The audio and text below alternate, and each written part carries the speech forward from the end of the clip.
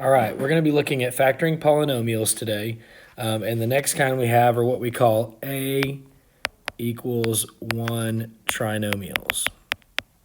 Now, what that really means is we're going to just have, if you look at the part in the middle of the graphic, you just see x squared.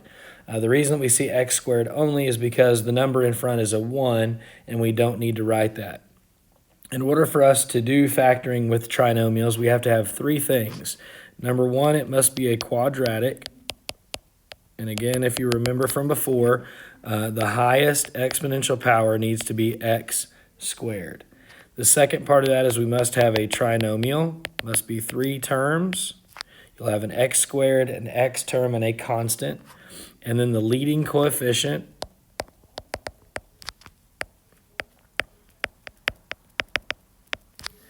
is 1. And again, the leading coefficient is the number in front of x squared. So you'll only see x squared. All right, so we've got 5 steps that we need to work on here in order to factor. Obviously, we've already checked our 3 requirements. So our first step is going to be what we call make the x.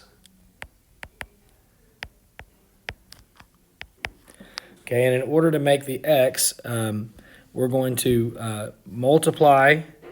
We're going to look at what multiplies to make the c. So here's our c, whatever our last term is. And then we're going to look at the b. So it has to add or subtract to make b. So b could be a positive or a negative value. So that's going to be step 1, is to make the x. Step 2, we're going to list the factors of c.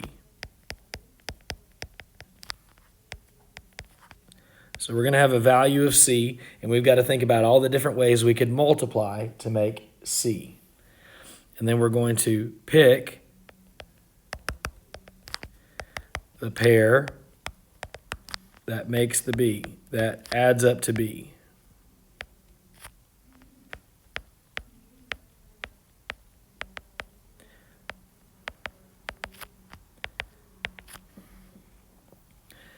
Okay, and then we're going to set up our binomials from that using those numbers that we get on the side right here. So we'll get 2 factors, a factor here and a factor here. And then those 2 factors will help us set up our binomials. And then lastly, we can check our work. And we can either use FOIL, if you remember that, or box method.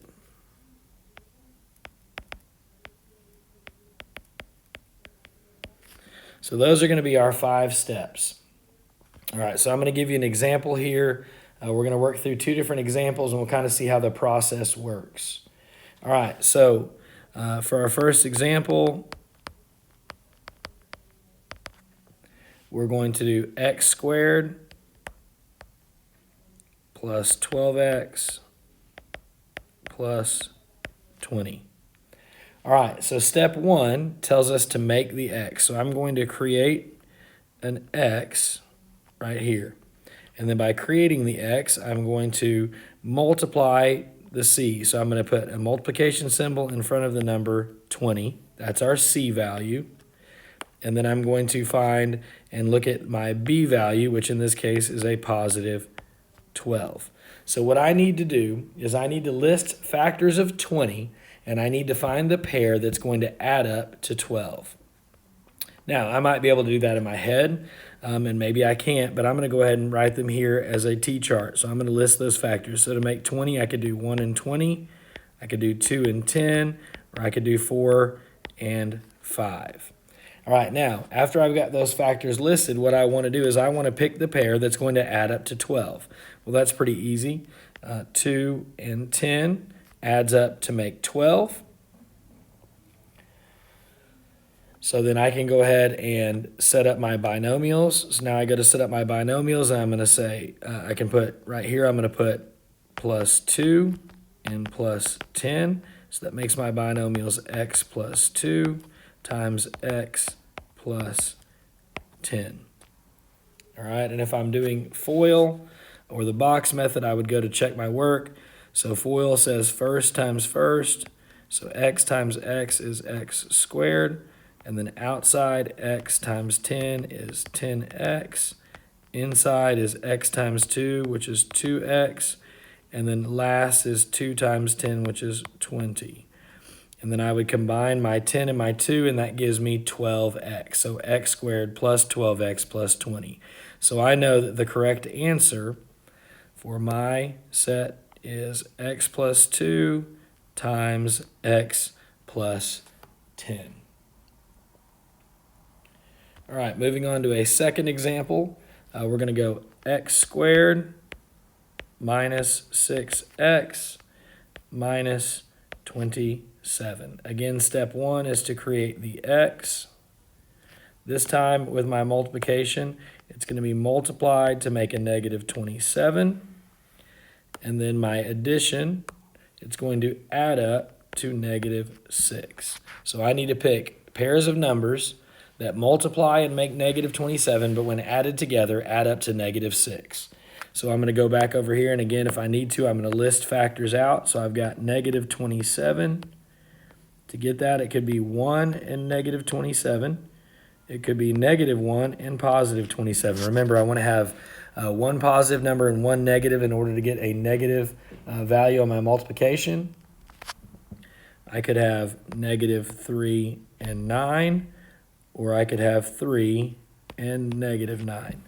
All right, and then I want to add those together. So 1 and negative 27 isn't going to give me negative 6, and neither is negative 1 and 27. All right, negative 3 plus 9 gives me positive 6, but 3 plus a negative 9 gives me the negative 6 that I'm looking for. All right, now what I want to do is I want to list those numbers. So I've got positive 3 and I have negative 9. So when I go to write this time, I'm going to write x plus 3 in parentheses and then x minus 9 in parentheses. And again, I would check those by doing FOIL. So x times x would be x squared. And then x times negative 9 would be a negative 9x. 3 times x would be 3x. And then 3 times negative 9 would be negative 27. When I combine my like terms, that gives me x squared minus 6x minus 27, which is exactly what I started with. So I know that x plus 3 and x minus 9 are the factors of the trinomial x squared minus 6x minus 27. Again, if you have any questions, let your teacher know.